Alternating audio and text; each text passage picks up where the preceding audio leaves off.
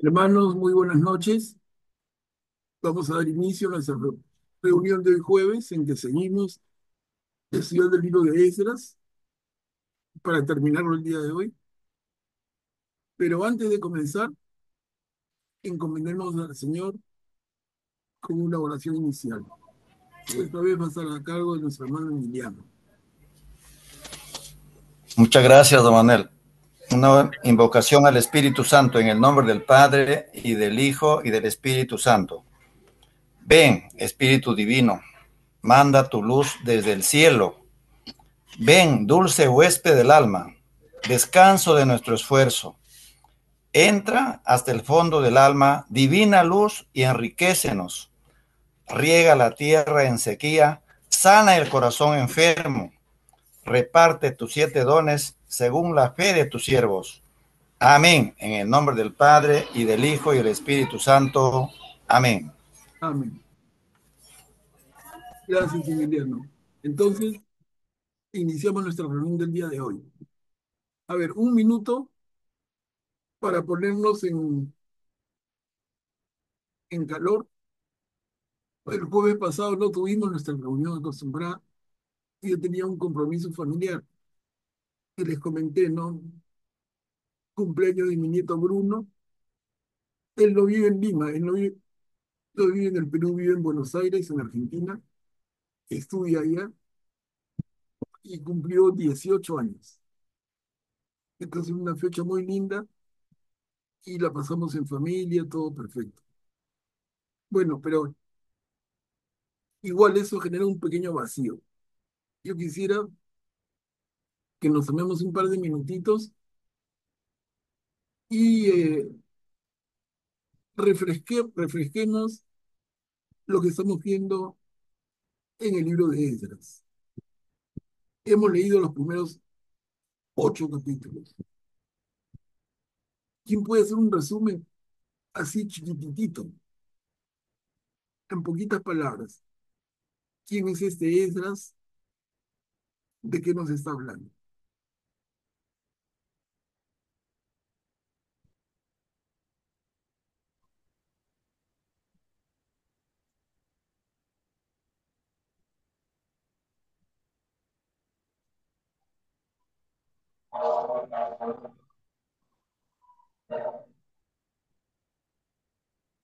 ¿Sí? ¿Alguien se anima?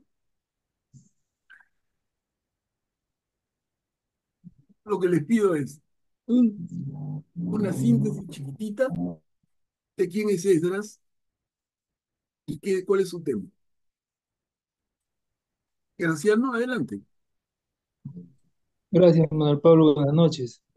Esdras es un sacerdote que obtuvo el apoyo del rey de Persia para volver a Jerusalén con muchos exiliados desde Babilonia, con el objetivo de reconstruir la ciudad y el templo, ¿no? El templo que era el principal objetivo de la reconstrucción. Es lo que recuerdo en este momento. Perfecto, Graciano. Perfecto, muchas gracias. ¿Y de qué nos cuenta? ¿De qué nos habla Esdras? Nos cuenta y nos narra muchos detalles que son como relatos y temas administrativos, ¿no?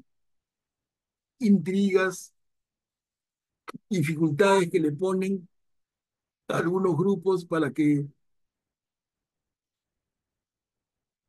los israelitas que han retornado no puedan trabajar en la reconstrucción. De todo eso nos está hablando Esdras. Como dice bien Graciano, es un sacerdote y es una pieza vital en el engranaje de esta etapa de la historia. Recordemos que estamos en el momento del regreso a Jerusalén.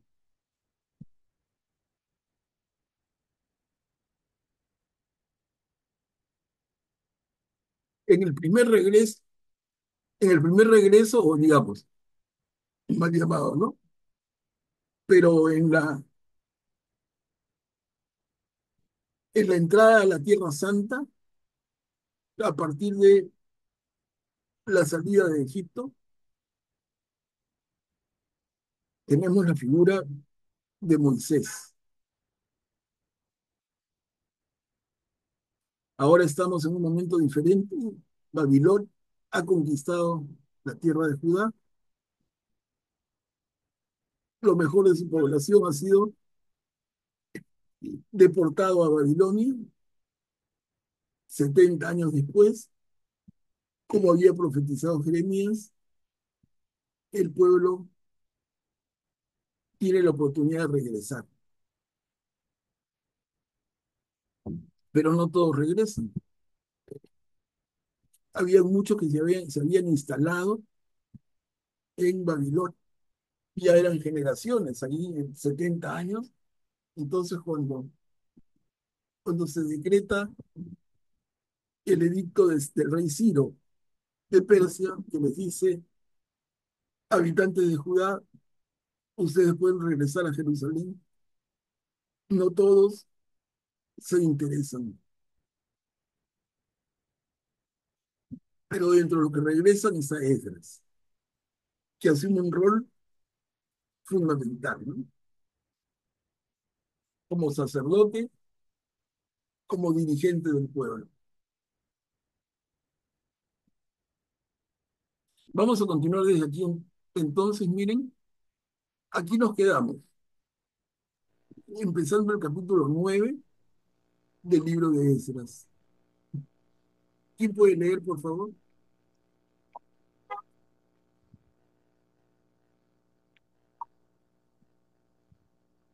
Yo leo. A causa de la infidelidad de los repatriados.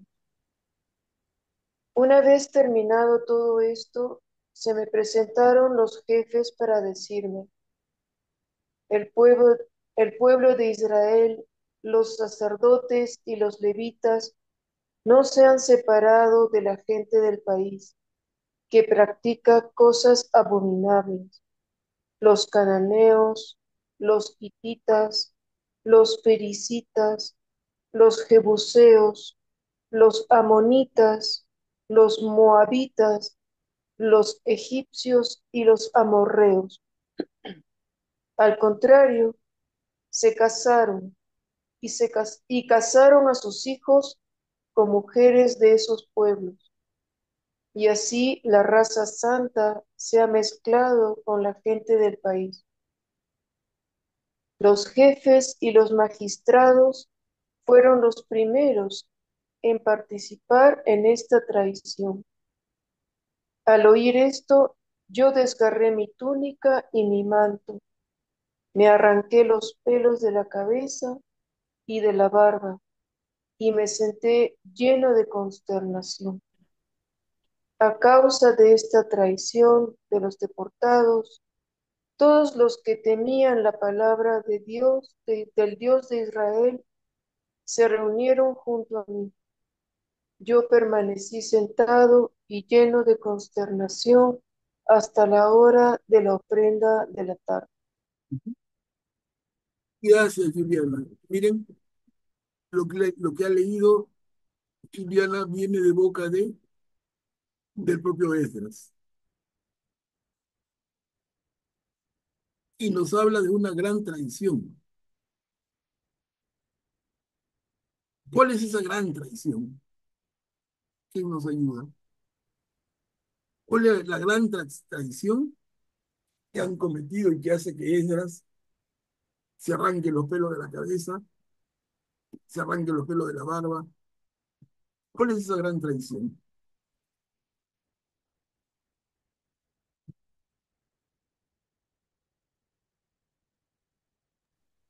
No, Pablo, me parece que las esposas de estos hombres, o sea, ellos se han casado con mujeres que adoran que tienen otros, que tienen una adoración a los ídolos, ¿no? Claro, eso lo dice clarito en el segundo párrafo, ¿no? Dice, se casaron y casaron a sus hijos con mujeres de esos pueblos. Augusto, adelante. Sí, es que la alianza original era que este era un pueblo separado de los demás, ¿no? Justamente para prevenir eso, ¿no? Era un pueblo apartado del resto, que se dedicaba solo a Dios, al Dios verdadero, ¿no? Por eso no debía mezclarse con otros pueblos, porque siempre, lamentablemente, sobre todo en esos tiempos, otros pueblos tenían otros dioses. Entonces, cuando se mezclaban, obviamente, si la pareja tiene otro dios, va a ejercer cierta influencia sobre ti o sobre tus hijos para que también den culto a esos dioses, ¿no? Entonces eso es lo que terminó pasando, por ejemplo, con el reino de Samaria, ¿no? Ujú. Gracias, Augusto. ¿Qué les parece? Va por ahí, ¿no? El peligro de que se case un habitante de Judea con un extranjero, una extranjera, es justamente, como dice Augusto, que se infiltre el Dios de la mujer, se infiltre la idolatría, como dijo Rita. Pero ¿cómo lo narra aquí? En el segundo párrafo dice, se casaron y casaron a sus hijos con mujeres de esos pueblos, y así la raza santa se ha mezclado con gente del país. La raza santa. ¿A qué nos suena eso?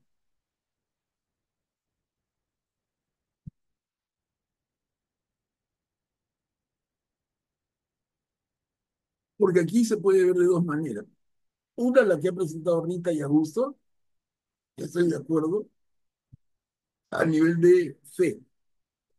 A nivel de fe, si viene una mujer a mi familia que es de otro pueblo y que tiene otro culto, hay el peligro de que se distorsione y se confunda nuestra propia fe. Pero aquí además habla de raza, de una raza santa. ¿Cómo lo podemos leer? Anímense. La palabra, Sí, adelante, Miriam. bueno, acá encuentro que hay un poco de discriminación, pero a veces tiene razón, porque actualmente nosotros en Tacna, preparando novios en la pastoral familiar, encontramos que la novia sí es sobrina de un sacerdote, pero el novio es de la otra religión. Entonces tenemos que prepararlos y el problema está que a veces no hay buen final de estos matrimonios porque para los sacramentos de los hijos, a pesar que firman un documento, un compromiso que tienen que ser los hijos católicos, pero hay problemas, hay discusiones, el hombre tiene sus reuniones en su religión y la esposa también participa en la religión católica, entonces por ahí no anda bien las cosas. Yo encuentro acá que, fíjate, sí se anuncian estos problemas.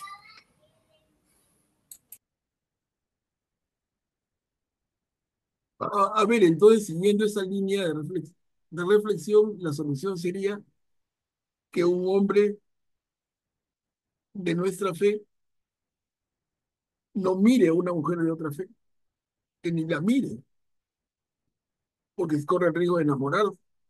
Y si se enamora va a querer casarse, y van a tener hijos, y va a venir ese problema.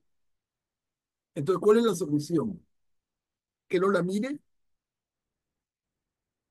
y si la mira, como dice ese mismo párrafo, es una traición.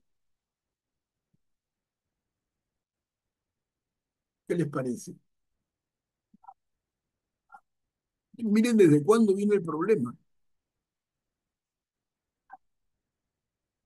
Y eso es tan importante que justamente Hermanos, aquí se está gestando el nacimiento del judaísmo. Aquí se está gestando. Los judíos nacen aquí. En este agarrar un cuchillo, por poner una figura, y cortar la relación absolutamente entre el pueblo santo, entre comillas, y el resto.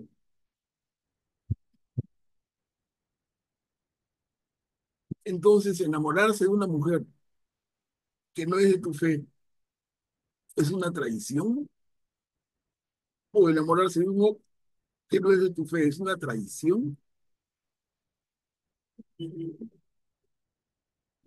¿Qué se podría hacer en este caso?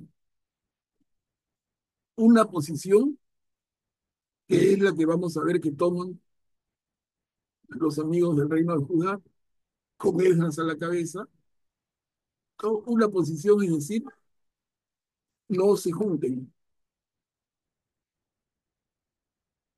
Pero ¿cuál podría ser otra? ¿O no hay otra?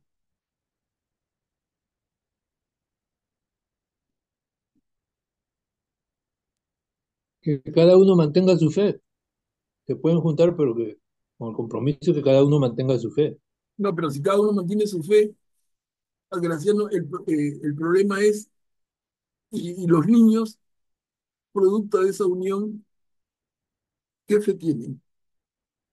Si el papá, en este caso, es lo que están haciendo los judíos. Si el papá es judío y la mamá pagana, los niños, ¿en qué se van a criar? ¿En el judaísmo o en el paganismo? Y naturalmente, los niños van a atender a la formación que les da su madre. Ese es el tema. Julia, adelante. Otra posibilidad es que la mujer se convierta al judaísmo o la pareja se convierta. Claro, ¿no les parece? Y gracias, Julia. ¿No les parece, hermanos? O sea, una, yo niego por decreto y rechazo la posibilidad de que nadie mire una mujer que no sea de tu pueblo. Dos, cada uno mantiene su religión, pero en ese caso los hijos van a tirar para la mamá, porque está en la casa, mientras que el padre va a trabajar fuera, y en esta época la madre se queda criando a los hijos van a tener el culto de la madre. Pero Juliana dice, no, hay una tercera opción, y es trabajar en convertir a la mujer del paganismo, en este caso al judaísmo. Si ella está enamorada, se podría o no lograr acercarla a la fe, formarla. Yo les pregunto, ¿se podría o no se podría? Incluso en términos actuales, ¿se puede o no se puede?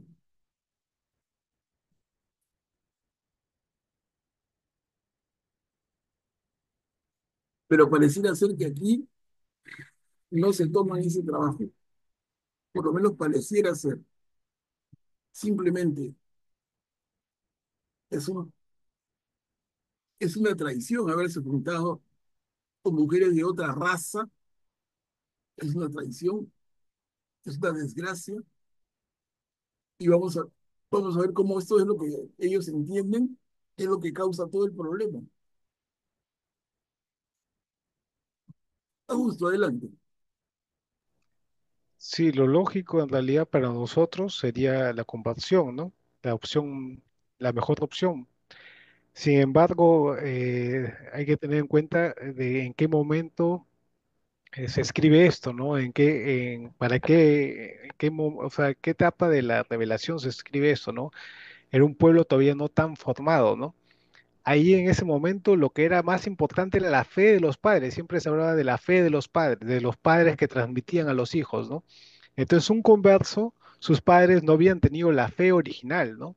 Y quizás ellos lo verían como que no ha tenido esas raíces fuertes para que lo arraigarán en la fe, ¿no? Y que pueda transmitir la fe de manera correcta, ¿no?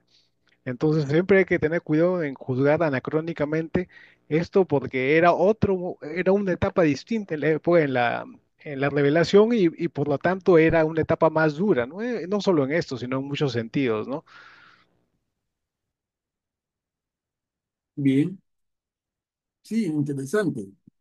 Pero miren cómo añade aquí, otra vez leo, la primera línea del segundo párrafo, ¿no? Cuando dice, así la raza santa se ha mezclado con la gente del país. La raza santa no es solamente la fe, ni principalmente, pareciera por lo que está escrito aquí. Es un tema de razas. Ahora, yo quisiera que tengamos en cuenta, hermanos, las consecuencias históricas que esto va a tener, porque aquí nace el judaísmo y nace en este sentido tan profundo de separación. Y después nosotros nos vamos a preguntar, ¿y por qué el mundo rechaza a los judíos? ¿Por qué el mundo rechaza a los judíos? Pero no son primero los judíos los que rechazan al resto del mundo.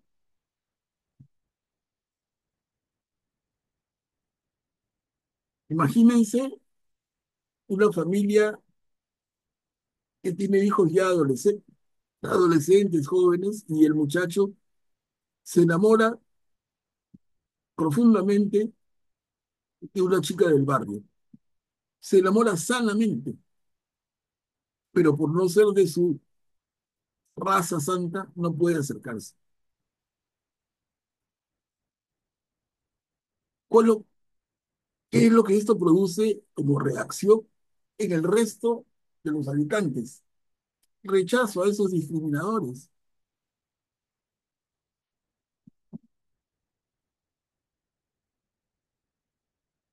Les digo, miren, hay estudios de judíos incluso, muy serios, que ven en esto de los primeros actos de racismo en el mundo. Segregación por la raza, segregación por las creencias. Y siempre la pregunta queda, ¿no hay otra manera? Yo no tengo la respuesta, pero creo que vale la pena tener las dudas, ¿no? No hay un esfuerzo que hacer. Mi mujer, si tú quieres a tu marido, ¿estás dispuesta a adoptar su fe o simplemente te rechazo de plano? No hago ningún esfuerzo. Es bien duro. ¿Qué hacen? Manuel Pablo, lo que nos escucha es que si el hombre judío se quiere casar con una pagana, la mujer tiene la obligación o sería la solución que se convierta. Pero ¿qué pasaría si una judía se quiere casar con un hombre pagano? El hombre tendría que convertirse. En esa época era más difícil que ahora todavía, ¿no?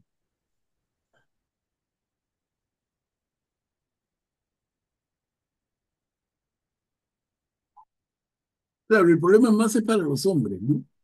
En esa época mucho más. Como que las mujeres no contaban y por eso dice, se casaron y casaron a sus hijos por mujeres de esos pueblos. Por ahí va.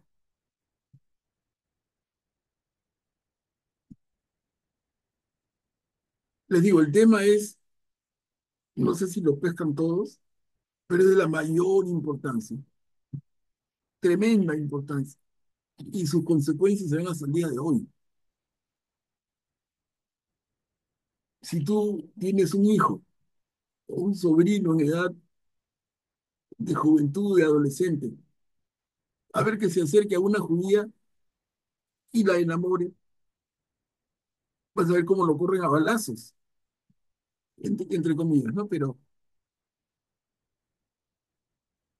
y pasa hoy, hermanos, no solamente hace tantos siglos. Ese sentido sectario, separacionista, ¿no?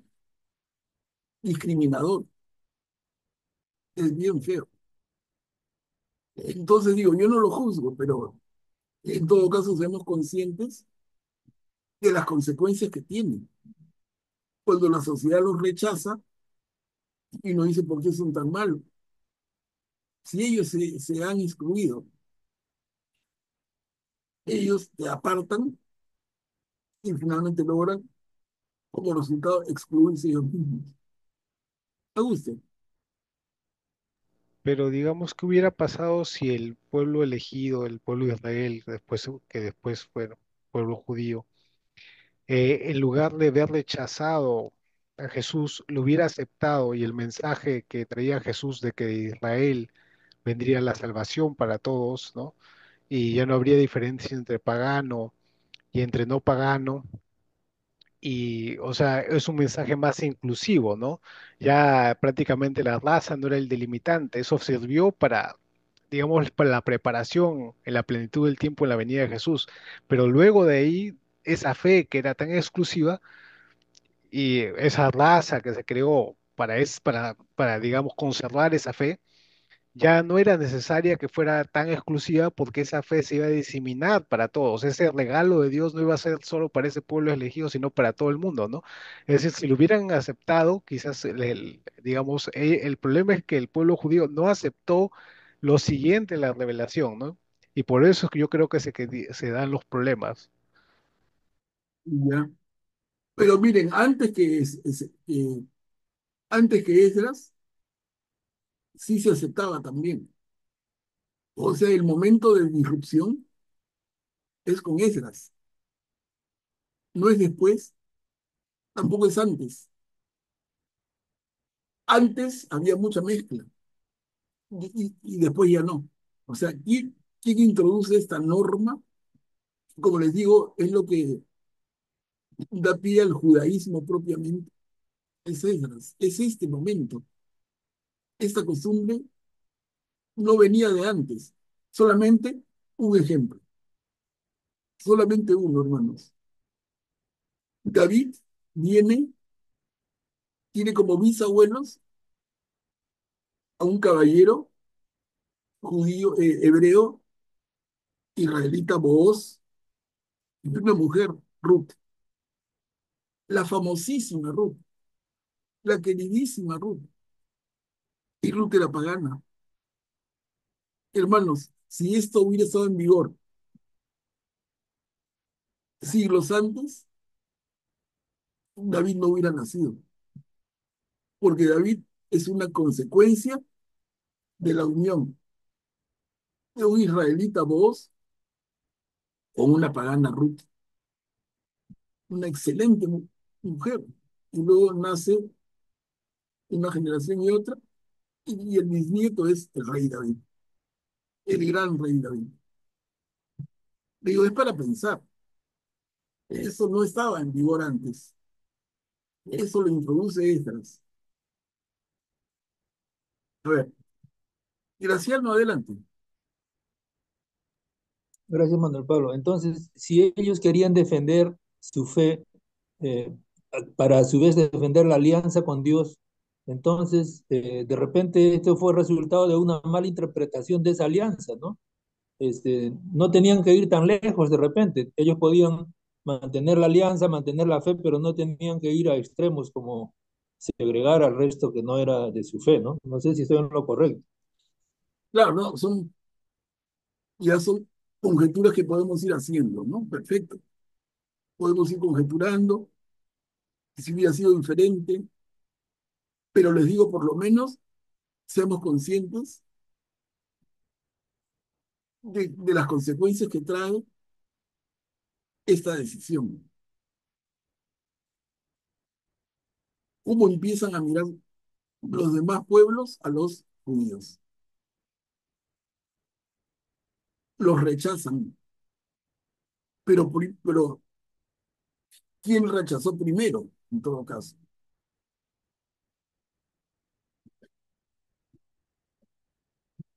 A ver, avancemos un poquito. Yo creo que son temas que por lo menos que tengamos en nuestra cabeza y los vayamos pensando. No los pasemos como por agüita tibia. Son muy importantes y tienen tremenda trascendencia. Acá hay dos diapositivas en la misma línea. Hemos abandonado tus mandamientos.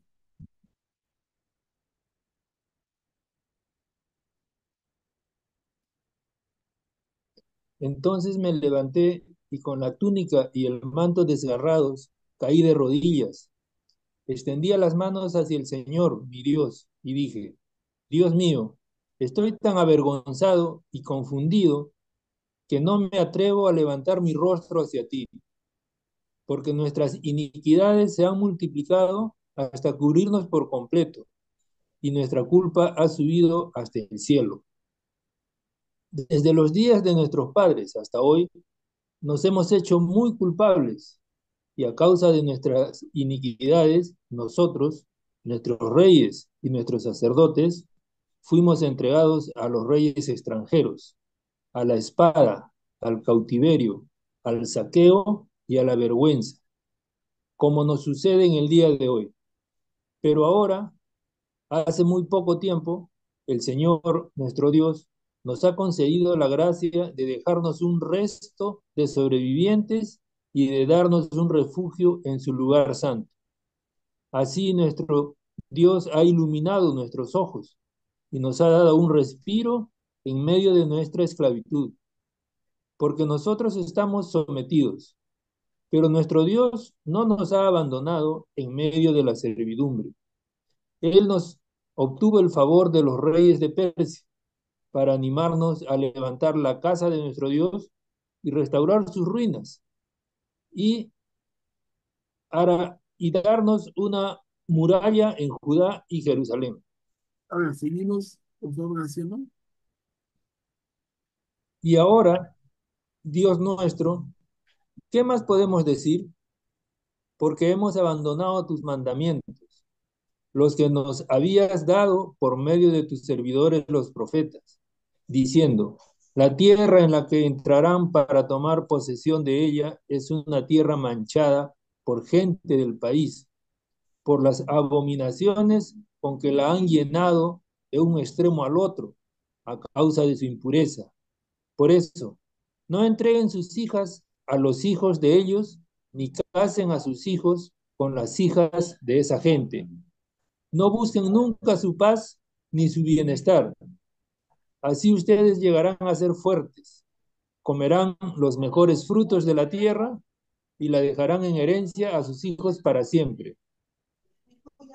Después de todo lo que nos ha sucedido por nuestras malas acciones y nuestra gran culpa, aunque tú, Dios nuestro, no has tenido en cuenta todo el alcance de nuestra iniquidad y nos has dejado estos sobrevivientes, ¿cómo es posible que volvamos a violar tus mandamientos y a emparentarnos con esa gente abominable? ¿No te irritarías hasta destruirnos sin dejar ni un resto con vida?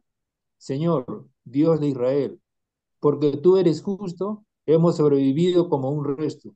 Aquí estamos en tu presencia con nuestras culpas, a pesar de que en estas condiciones nadie puede comparecer delante de ti. Gracias, Graciano.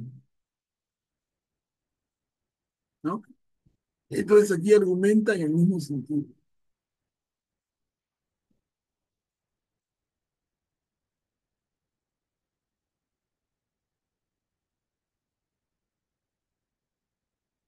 Por el hecho,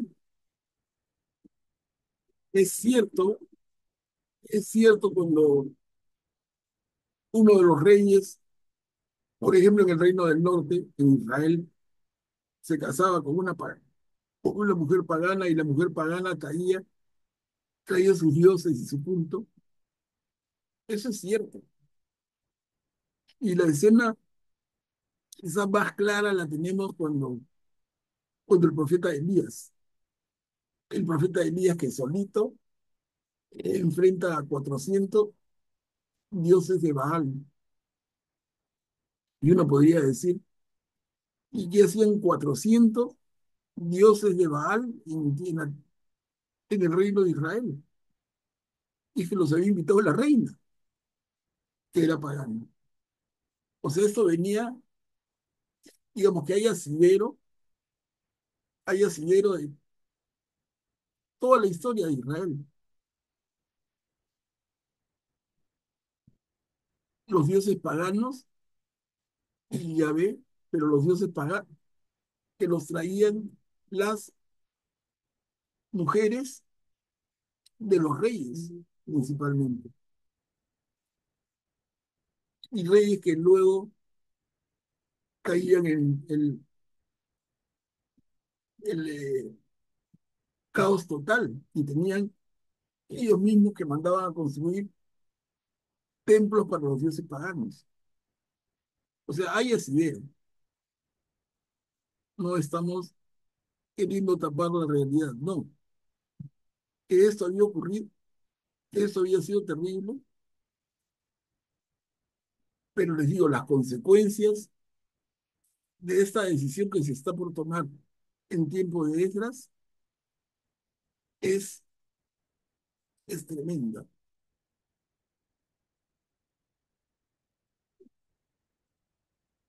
Y entramos al capítulo 10, que es el capítulo final del libro de Esdras. Hemos traicionado a nuestro Dios.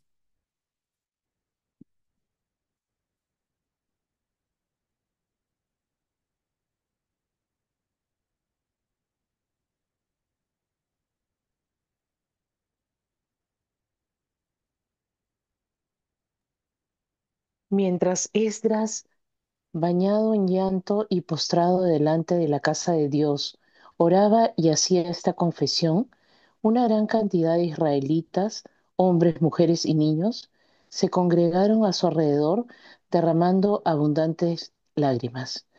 Entonces Secanías, hijo de Legiel, de los hijos de Elam, dijo a Esdras: Hemos traicionado a nuestro Dios al casarnos con mujeres extranjeras de la gente del país. A pesar de esto, todavía queda una esperanza para Israel. Ahora hagamos una alianza con nuestro Dios, comprometiéndonos a echar a todas nuestras mujeres extranjeras y a los hijos nacidos de ellas, conforme a tu consejo y al de aquellos que respetan el mandamiento de nuestro Dios. Que se cumpla lo que ordena la ley. Levántate porque este asunto es de tu incumbencia y nosotros estaremos contigo. Anímate y manos a la obra. Esdras se levantó e hizo jurar a los jefes de los sacerdotes y de los levitas y a todo Israel que procederían como él lo había dicho, y todos lo juraron. Gracias, Mari Carmen. Miren, qué tremendo.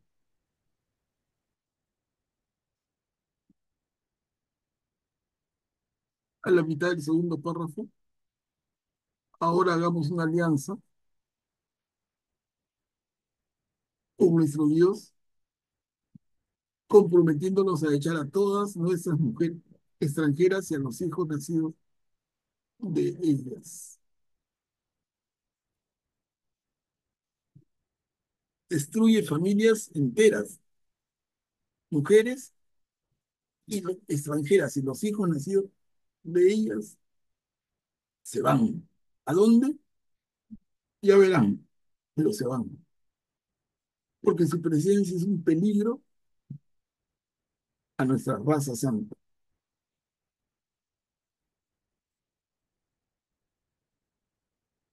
Sí, ¿qué les parece? Pero es tremendo para mí. Claro, mirado con ojo del siglo XXI, es inaceptable. Como decía Gus hace un rato, poniéndonos en ese momento, se podría ver diferente. Te digo, a mí igual me cuesta tanto. ¿Por qué no se hace un esfuerzo por traer a esas familias que son tu sangre? Los hijos que has tenido con esa mujer extranjera es tu sangre. La solución es que se larguen, seguro, ¿no?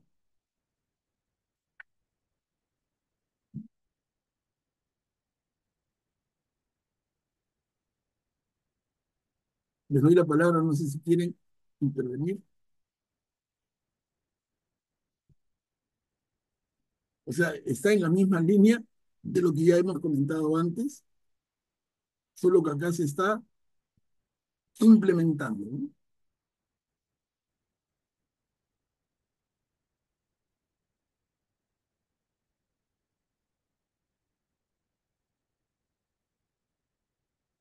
¿Nadie?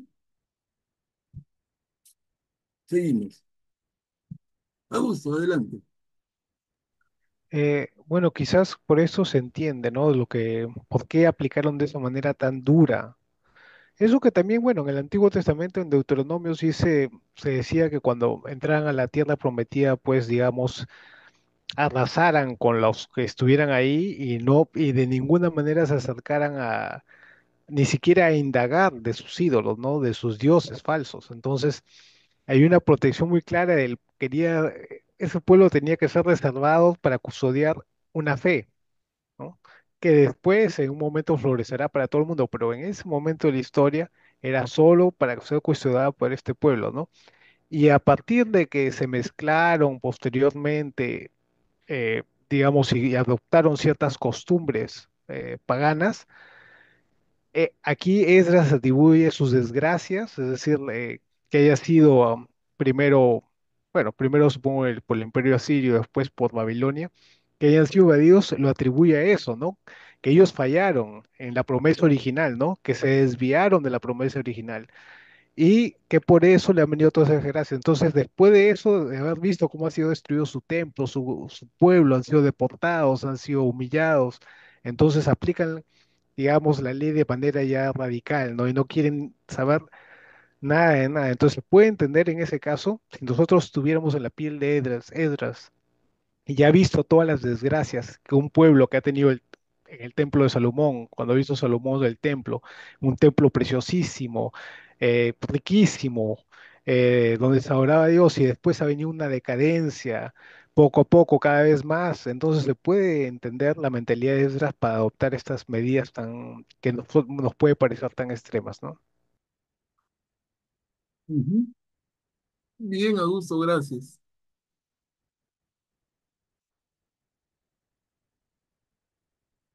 Igual el tema es bien sensible, ¿no? A ver, vamos a avanzar. Cumplan la voluntad de Dios.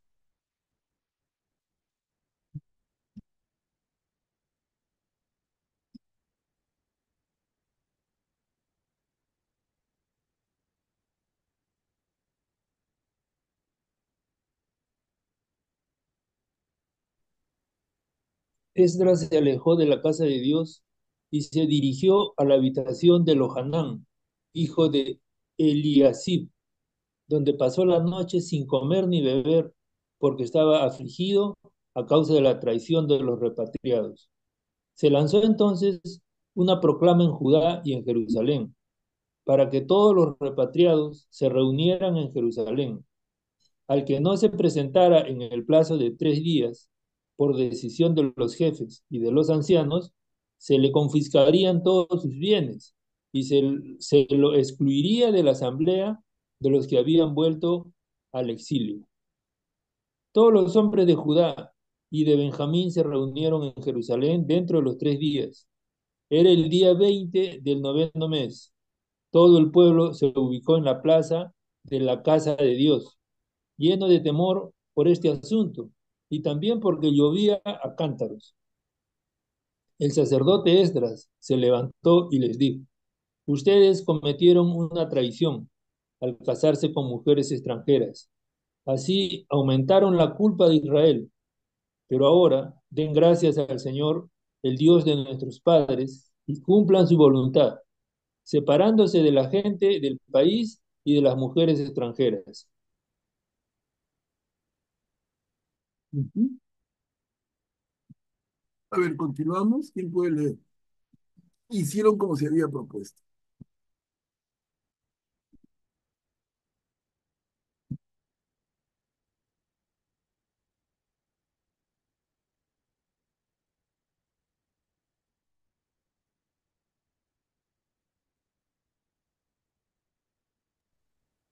Toda la asamblea respondió en alta voz: sí, haremos lo que tú nos digas, pero el pueblo es muy numeroso y estamos en época de lluvias.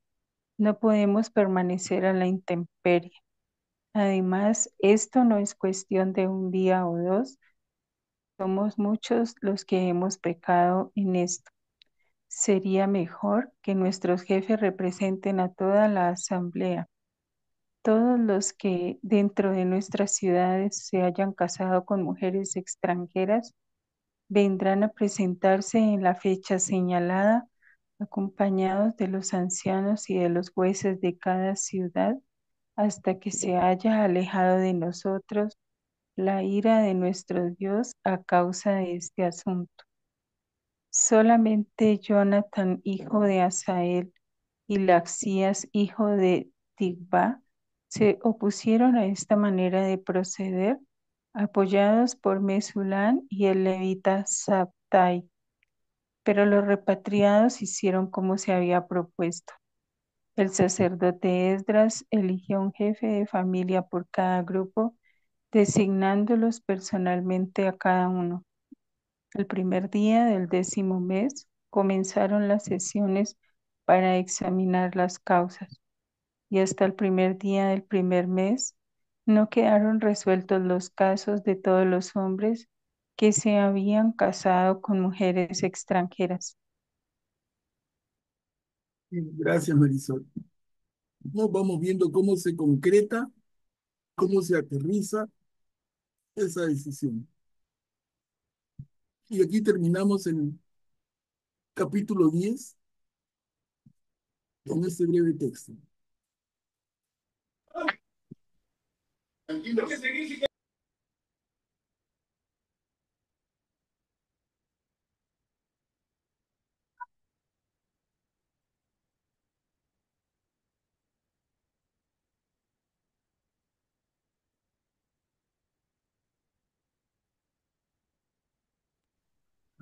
Entre los miembros de las familias sacerdotales que se habían casado con mujeres extranjeras estaban las siguientes.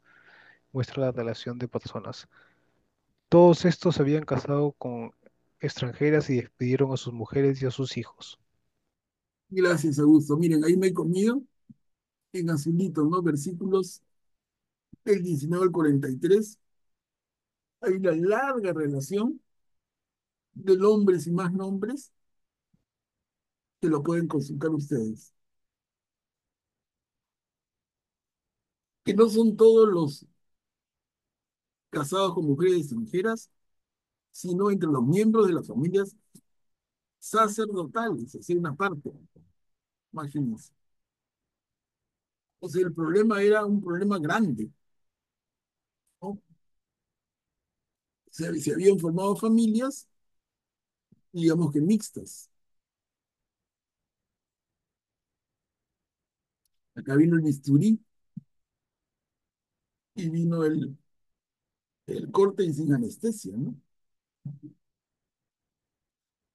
Bueno, si aquí termina el libro de Esdras y empezamos con Nehemías.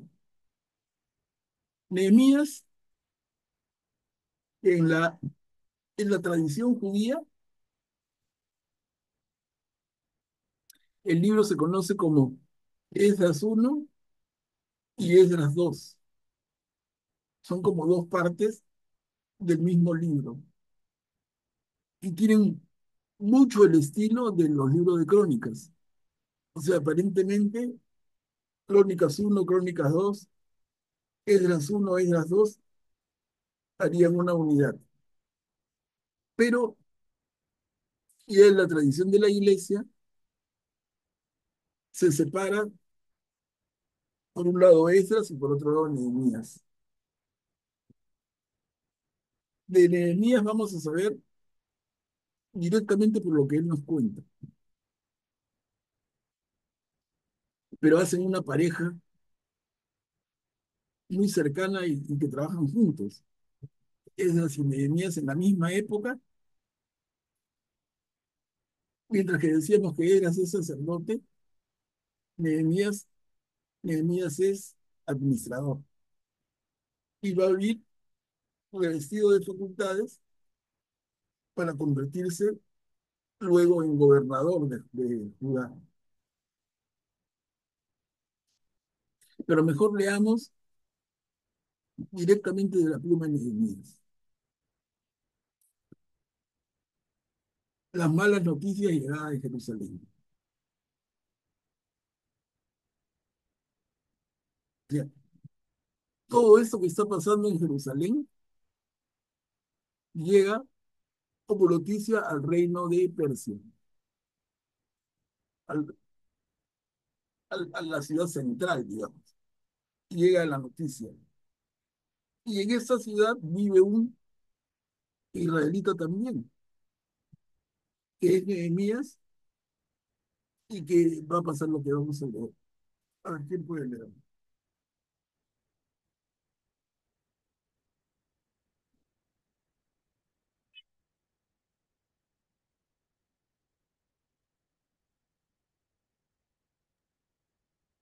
Palabras de Nehemías, hijo de Jacalías, en el mes de Quisleu, el 20º año de Artajerjes.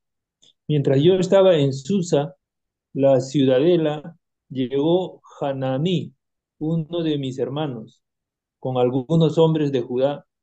Yo les pregunté por los judíos, el resto que había sobrevivido al cautiverio y por Jerusalén. Ellos me respondieron, los que han sobrevivido al cautiverio allá en la provincia soportan muchas penurias y humillaciones. Las murallas de Jerusalén están en ruinas y sus puertas han sido incendiadas. Ujú. Bien, Graciano. Miren acá entonces, estamos leyendo palabras de Nehemías, ¿no? Él, que todavía no lo conocemos tanto, pero él pregunta qué está pasando por allá y le contestan allá en la provincia. Claro, estamos en el centro del poder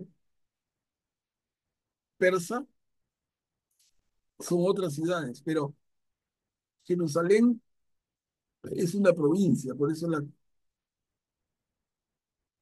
representación así, ¿no? Y Nehemías dice que le han informado que los judíos que permanecen ahí soportan muchas penurias y humillaciones. ¿Por qué penurias y humillaciones? Porque las murallas de Jerusalén están en ruinas y las puertas incendiadas siguen hechos escombros. Entonces, para ubicarnos, ¿no? Ya lo hemos visto bastante, pero a la hora que los babilonios destruyen Jerusalén,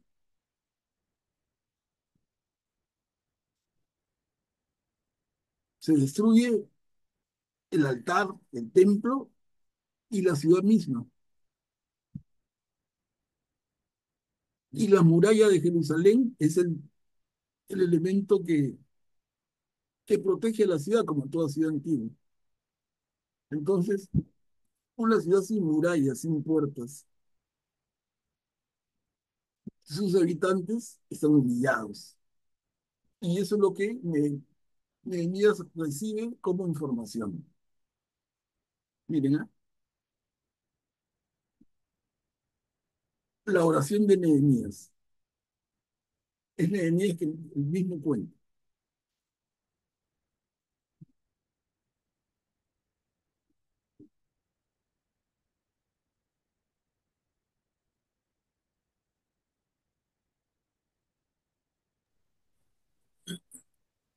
Al oír estas palabras me senté a llorar y estuve de duelo varios días, ayunando y orando ante el Dios del cielo. Entonces dije, ah, Señor, Dios del cielo, tú eres el Dios grande y temible, que mantienes la alianza y eres fiel con aquellos que te aman y observan tus mandamientos.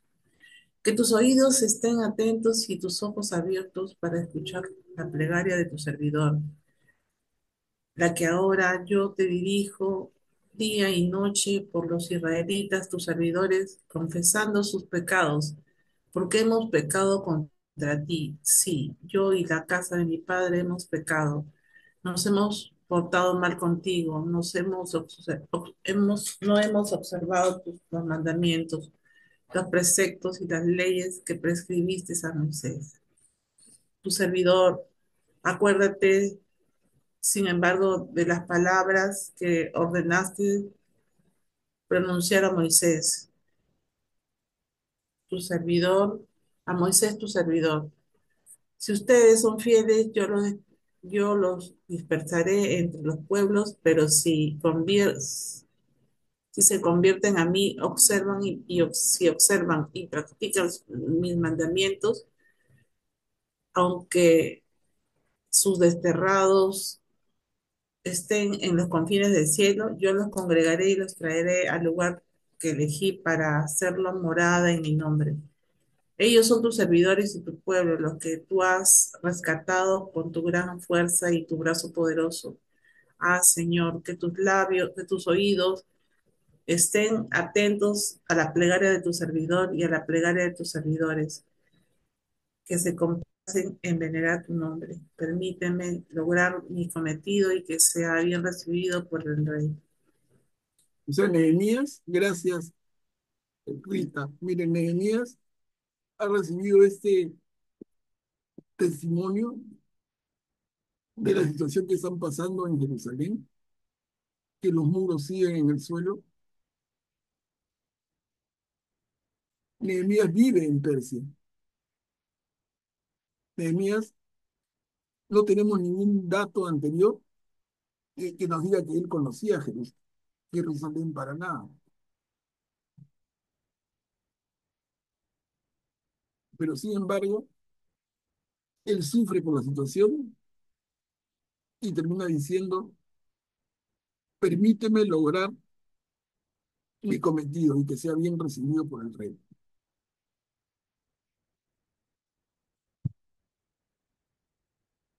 Que sea bien recibido por el rey, ¿para qué? ¿Quién es Nehemías? Un poquito están las preguntas todavía. Capítulo 2, el viaje de Nehemías a Jerusalén. Son dos diapositivas.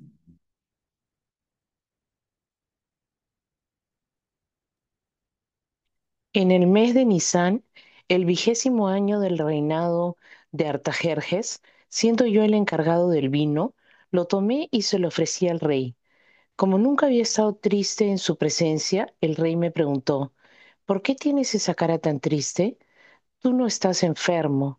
Seguramente hay algo que te aflige. Yo experimenté una gran turbación y dije al rey, viva el rey para siempre. ¿Cómo no voy a estar con la cara triste si la ciudad donde están las tumbas de mis padres se encuentra en ruinas y sus puertas han sido consumidas por el fuego? El rey me dijo, ¿qué es lo que quieres? Yo me encomendé al Dios del cielo y le respondí, si es del agrado del rey y tú estás contento con tu servidor, envíame a Judá, a la ciudad donde están las tumbas de mis padres, para que yo la reconstruya. El rey, que tenía a la reina sentada a su lado, me dijo, ¿cuánto tiempo durará tu viaje y cuándo estarás de regreso? Al rey le pareció bien autorizar mi partida y yo le fijé un plazo. Luego dije al rey, si el rey lo considera conveniente, se me podrían dar cartas para los gobernadores del otro lado del Éufrates, a fin de que me faciliten el viaje a Judá. Uh-huh. Gracias, Mari. Miren, nos sitúan perfectamente. En el mes de Nisan, el rey Artajerjes. Entonces, ¿quién era Nehemías? Él mismo nos lo dice, ¿no? Él era el encargado del vino. una labor de máxima confianza. Como nos imaginamos, al rey podían querer envenenarlo por diferentes intereses en cualquier momento. Entonces, una persona que prueba el vino antes que él lo tome, se está poniendo como chaleco, ¿no? Si es que el vino traía veneno, el que iba a morir no era el rey, sino el que probaba el vino por él. Y en ese caso es Nehemías. Eso establece una relación de cercanía muy grande entre Nehemías y el rey. Uno podría pensar ese rey, un rey pagano, tosco, duro, y sin embargo, miren qué sensible, ¿no? Nehemías dice, como no había estado nunca triste en su presencia, el rey me preguntó, ¿por qué tienes esa cara tan triste? Le da entrada, porque si no, ¿cómo le decía? ¿Cómo se atrevía Nehemías a pedirme nada al rey? No, no cabía. Pero el rey le da la entrada, ¿no? Una maravilla. ¿Por qué tienes esa cara tan triste? Seguramente hay algo que te aflige. Y le da pie a que Nehemías le diga, ¿cómo no voy a estar triste si la ciudad donde están las tumbas de mis padres, se refiere a Jerusalén, se encuentra en ruinas y sus puertas han sido destruidas por el fuego? ¿No? Miren la circunstancia el detalle con el que Jeremías puede plantear su deseo, con el temor de que si le molesta al rey, el rey lo manda a matar en el instante. Pero se envalentona y le pide esto. Y el rey autoriza su partida. La segunda parte, tú misma, Mari, porfa. También podrían darme una carta para Asaf, el supervisor de los parques del rey, a fin de que me provea de madera para armar las puertas de la ciudadela del templo, para las murallas de la ciudad y para la casa donde voy a vivir. El rey me concedió todo eso, porque la mano bondadosa de mi Dios estaba sobre mí. Yo me presenté ante los gobernadores del otro lado del Éufrates y les entregué las cartas del rey. Además, el rey me había hecho escoltar por oficiales del ejército y por algunos jinetes. Pero cuando Sanballat, el joronita, y Tobías, el esclavo amonita, se enteraron de mi llegada, se disgustaron mucho de que alguien viniera a prestar ayuda a los israelitas. Ujú. Gracias, Mari Carmen. Acá se ven los conflictos en el propio Jerusalén, ¿no? Zambalat el Oronita y Tobías el esclavo amonita se disgustaron mucho de que alguien viniera a prestar ayuda a los israelitas. Recordemos cómo lo habían venido valiéndose de mil ardides, cómo habían venido haciendo la larga. Pero sin embargo, los israelitas van encontrando la forma de salir adelante en cada caso. Y aquí va a ser alguien que va desde la propia corte persa a dirigir la reconstrucción,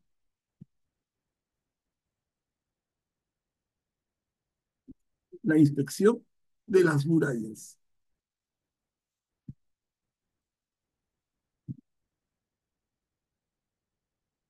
¿no? Entonces, Nehemías emprende ya con autorización del rey, emprende el viaje a Jerusalén, que va a tomar bastante tiempo, ya lo hemos visto. Va a llegar a Jerusalén y miren lo que pasa.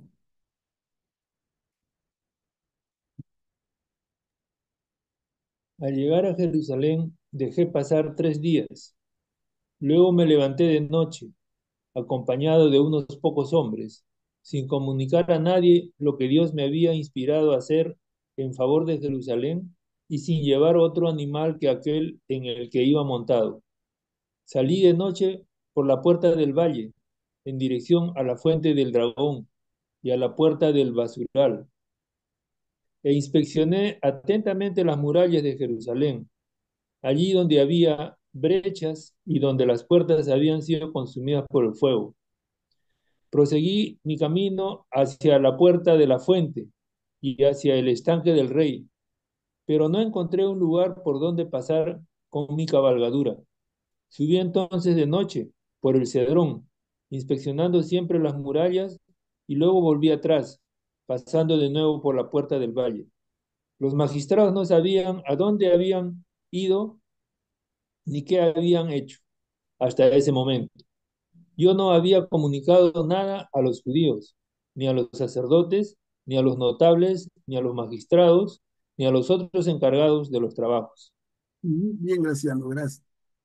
Miren, entonces, Nehemías primero se encomienda a Dios y tiene la dicha de que el rey le dé entrada, lo escuche y le dé permiso. Pero luego él sigue cauto, a pesar de tener el apoyo del rey, dice, llego a Jerusalén y deja pasar 3 días para no levantar sospecha. Y luego se levanta de noche y da una vuelta por la ciudad. Como dirían los muchachos, un súper solapa, ¿no? Súper cuidadoso. No va en un sentido prepotente. Yo vengo con autorización del rey de Persia. No, no, no, muy cuidadoso, muy perfil bajo. Pero él puede constatar el estado de las murallas de la puerta y lo hace en absoluta reserva. ¿Ok? La decisión de reconstruir las murallas.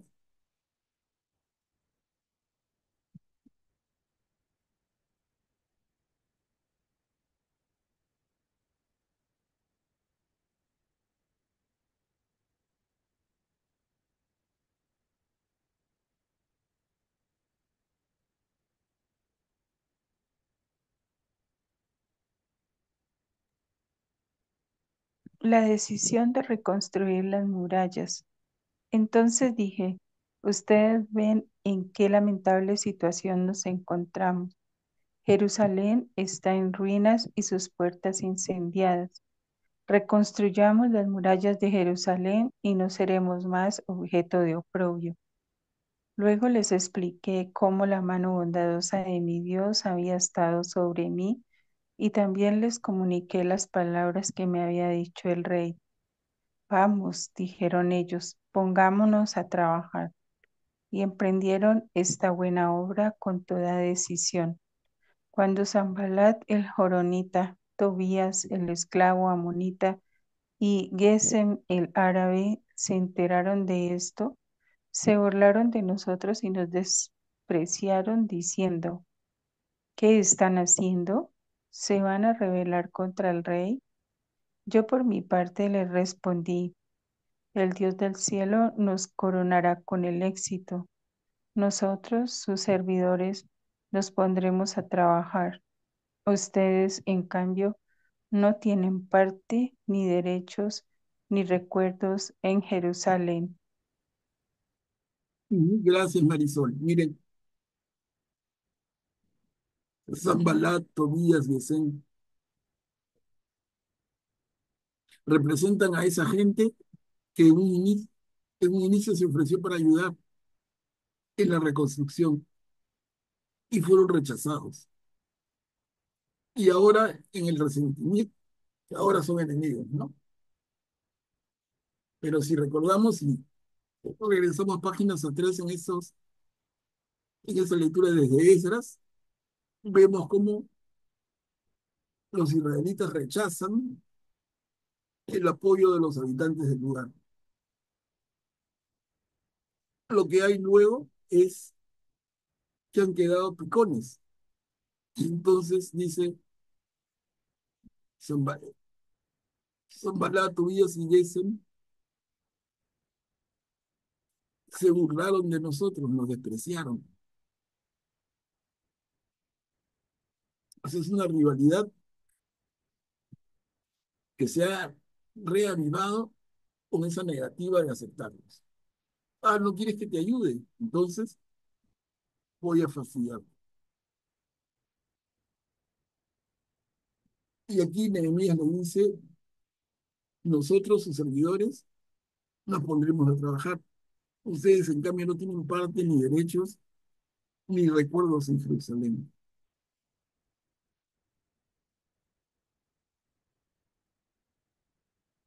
Y entramos al capítulo 3 del libro de Nehemías, los trabajos de reconstrucción. Acá son 5 diapositivas. Hasta aquí vamos a llegar el día de hoy, ¿no? En estas 5. Les recuerdo, el libro de Nehemías tiene 13 capítulos. 13.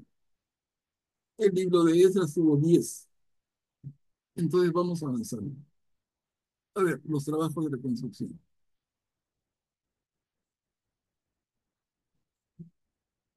Entonces se levantó Eliasib, el sumo sacerdote, con sus hermanos, los sacerdotes, y reconstruyeron la puerta de las ovejas. La consagraron y colocaron sus hojas. Luego continuaron hasta la torre de los 100 y hasta la torre de Hananel, y consagraron la muralla. Junto a ellos trabajaron los hombres de Jericó, y a continuación Zacur, hijo de Imri. Los hijos de Jasená construyeron la puerta de los pescados, hicieron el armazón y colocaron las hojas, los cerrojos y las barras.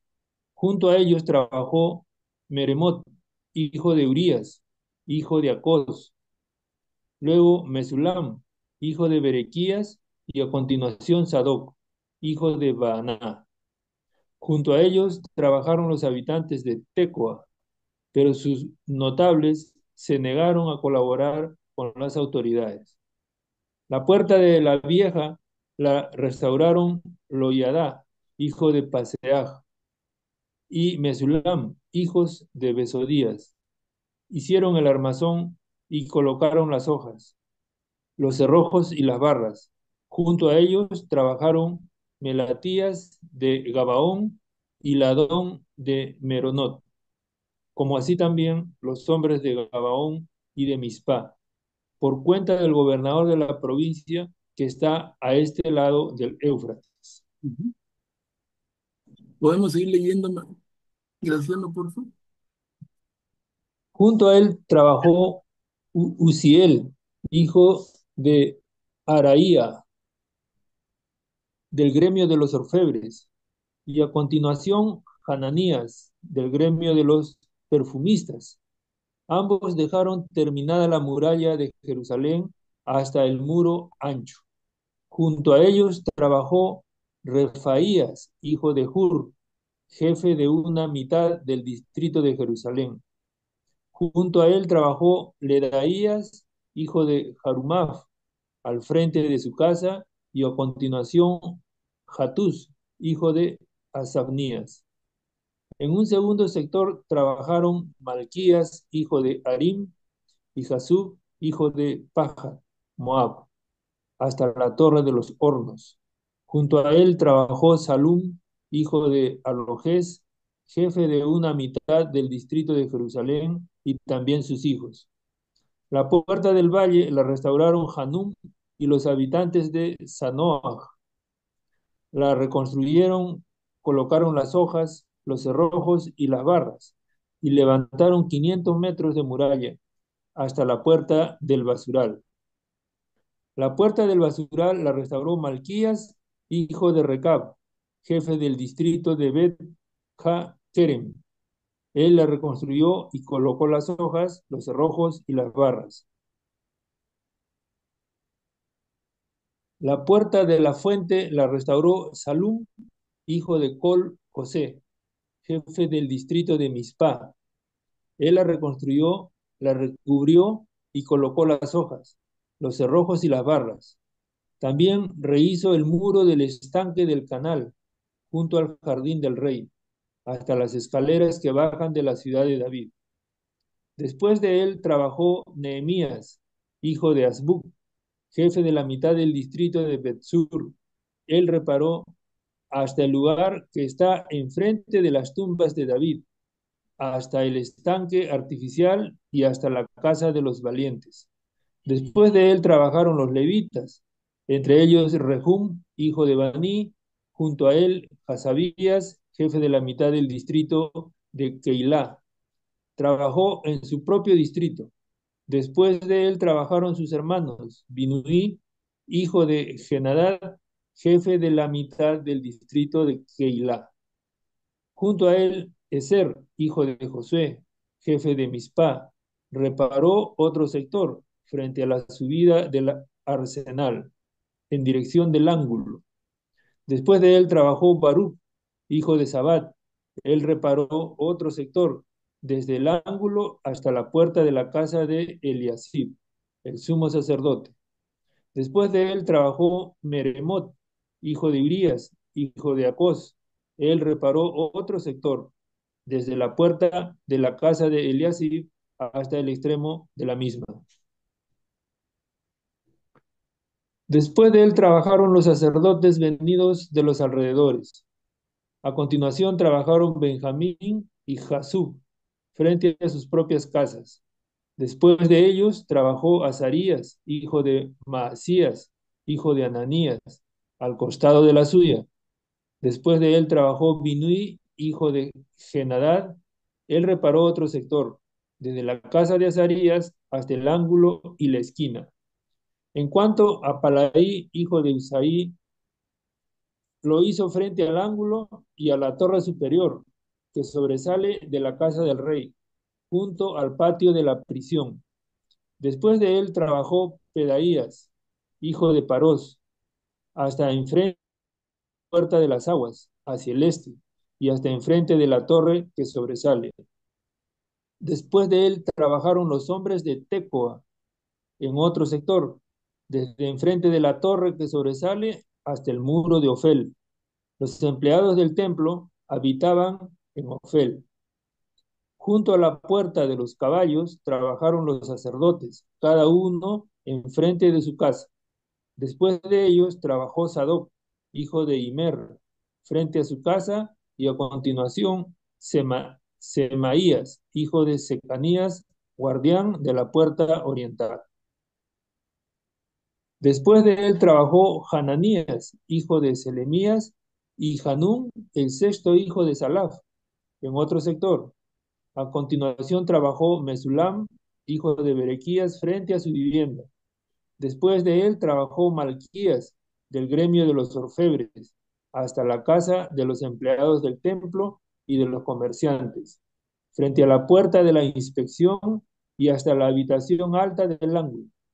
Y entre la habitación alta del ángulo y la puerta de las ovejas trabajaron los orfebres y los comerciantes. Muchas gracias, Graciano. Una excelente lectura, larga, esta perícopa. Los trabajos de reconstrucción. Hay un montón de nombres, pero finalmente nos da una idea clara de la organización del esfuerzo. O sea, aquí vemos en Nehemías una gran capacidad organizativa, ¿no? Organiza a la gente y parece ser, como indica en varios momentos, cada uno se encarga de la parte de la muralla de la ciudad que está cerca de su casa. Un tremendo esfuerzo que nos da una idea de lo que está significando esto de la reconstrucción de Jerusalén. Yo les adelantaba ya, hermanos, ¿no? Cuando leemos rápido, Damos por sentado, claro, pues regresan. Pero miren en qué condiciones regresan, cómo encuentran Jerusalén, cómo está el templo, cómo están los muros exteriores de la ciudad. Tremendo, tremendo, tremendo trabajo. Bueno, hermanos, vamos a quedarnos aquí hasta el próximo jueves, en que continuaríamos. Recordemos el libro de Nehemías tiene 13 capítulos, estamos en el tercero.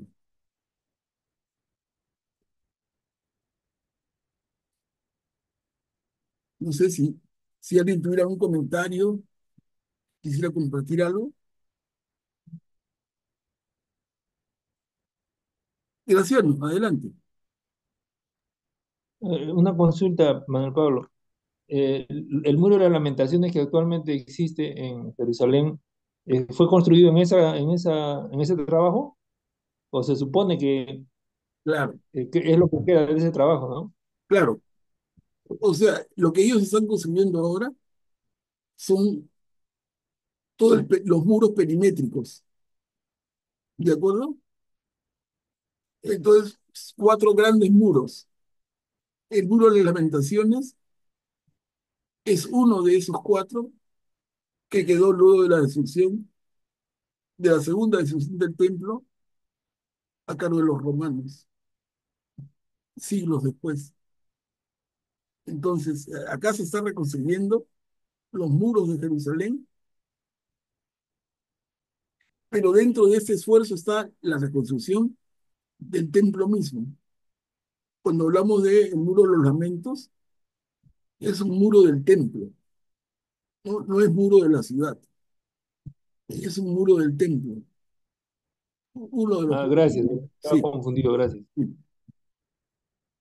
Pero es la misma época, o sea, están trabajando, lo primero que hacen, como estamos viendo, es restituyen el altar de sacrificio, y luego el templo, y luego los muros de la ciudad, y las casitas, porque todavía en este momento Jerusalén tiene poca población en relación a lo que había sido, porque todavía muchas de sus casas también están en ruinas. O sea, es todo un esfuerzo enorme el volverle a dar vida a esta ciudad, y es lo que estamos viendo.